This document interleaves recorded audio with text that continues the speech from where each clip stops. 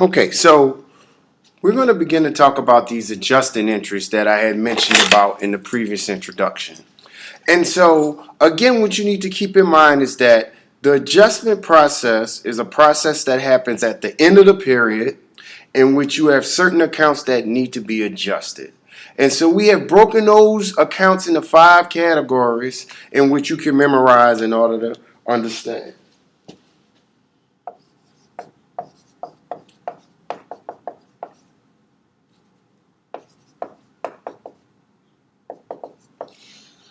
Okay, so the first one would be called prepaid expenses.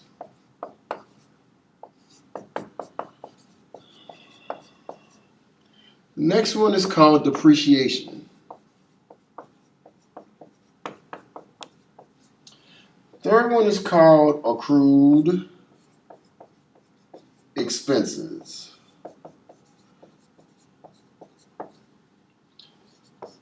The fourth one is called accrued revenues. And the fifth one is called unearned revenues.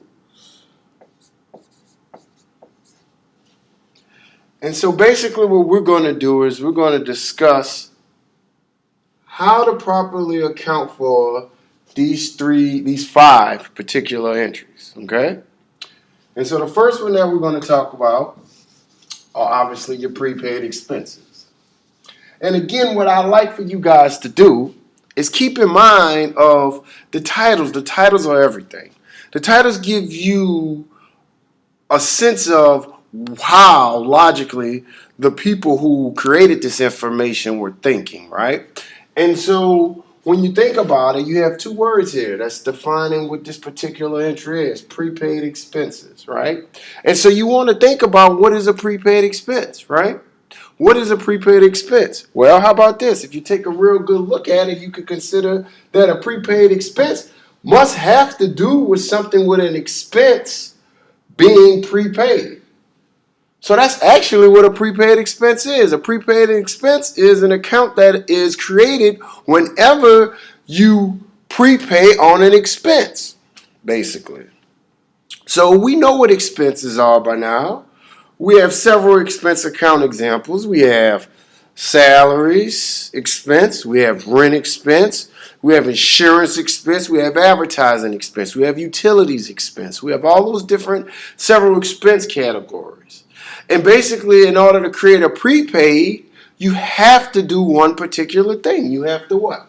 Prepay on that expense. Now, the fact that you're prepaying on that expense, you need to ask yourself, did this expense actually happen yet? Did this expense actually incur yet?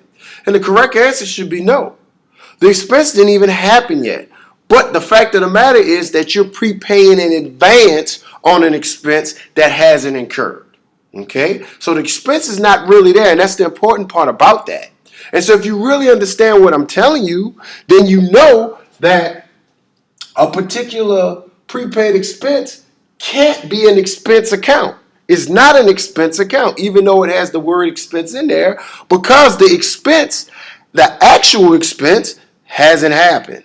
So what is an actual prepaid expense? What type of category does it belong in, since it's not an expense? Well, obviously, it's an asset. And how is it an asset? Think about it. We'll go back to our definition of what an asset is. Asset is an economic resource that provides some sort of future benefit, right? And the fact that I'm paying on an expense that hasn't occurred in advance, obviously I'm getting some sort of future benefit from this particular transaction. Thus, this is why a prepaid expense is an asset instead of an expense.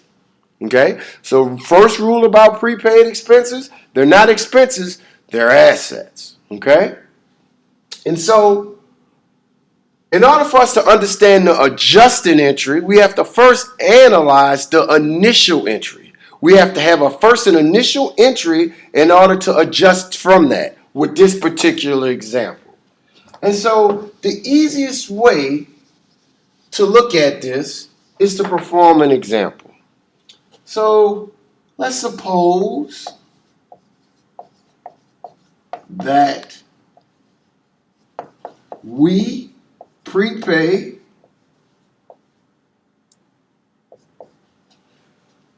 $12,000 in advance for 12-month rent. And let's assume that the date is May 1st. Okay? So suppose that on May 1st, we prepaid $12,000 in advance for 12 months rent. Now there's a couple of key words that we need to identify in this transaction. Prepaid, in advance of course, and rent. This is exactly what we need, because this is going to let us know where we're going with this. Now based on this, we should be able to identify that we're dealing with a prepaid solely because of the key words. Rent is obviously a what type of account? It's an expense. But guess what happened to this rent?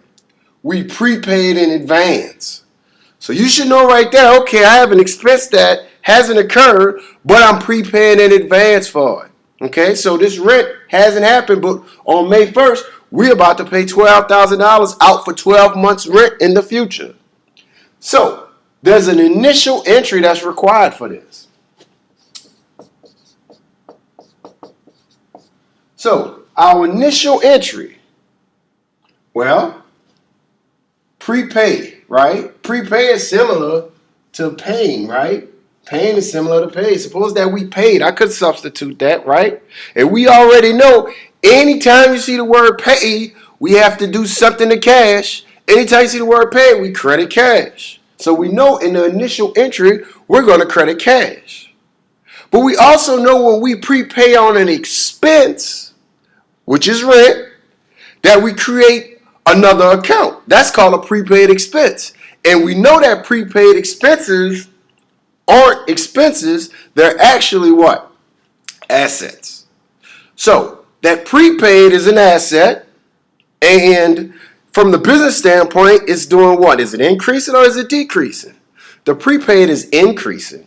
So how do we increase assets? All clear system. We're going to debit that asset. So our initial entry requires a debit to prepaid rent, and a credit to obviously cash. How much will we pay? $12,000. 12 months rent on May 1st. Okay? And so systematically, we will go to our ledger, and we have the prepaid, and we have the $12,000 that needs to be debited, and we need to go to our ledger, and our cash account should be credited to $12,000 as well. Now, mainly, guys, I want y'all to focus on this prepaid. Focus on this asset. Right? This prepaid asset is now on the books on May 1st for $12,000. Cool. So that's your initial entry.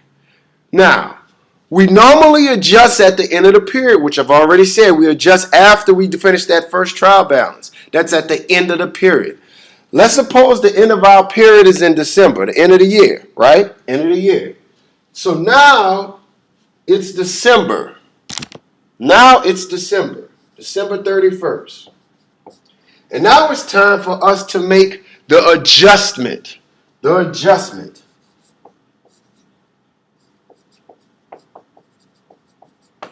So prepaids are already on the books as an asset, the rent, but now it's time to adjust. Now, this is the initial entry. Understand that we have to adjust something. Something has to be adjusted. And we know we can either adjust it by increasing it or decreasing it. What account is going to be adjusted? Will it be cash? Before you answer that, think about it. Would you wait till the end of the year to start adjusting your cash account? Does that make sense? Does that make business sense to wait till the end of the year, then start touching your cash accounts, cleaning your cash accounts up? more, because more than likely you're going to run out of cash and you won't be able to account for it. Cash needs to be accounted for as it happens. Okay? So the only other account left that we need to adjust is the what? Prepaid rent. Now, as of right now, December 31st, our prepaid rent balance is what? $12,000. But is that the correct balance right now as of December 31st? No, because that's $12,000 as of what? May 1st. So obviously this prepaid rent account needs to do what? It needs to go down. Why? Because it is now December 31st, not May, and rent has been happening. And so this particular prepaid rent amount should decrease. So obviously our adjusted entry will consist of a decrease to this prepaid rent.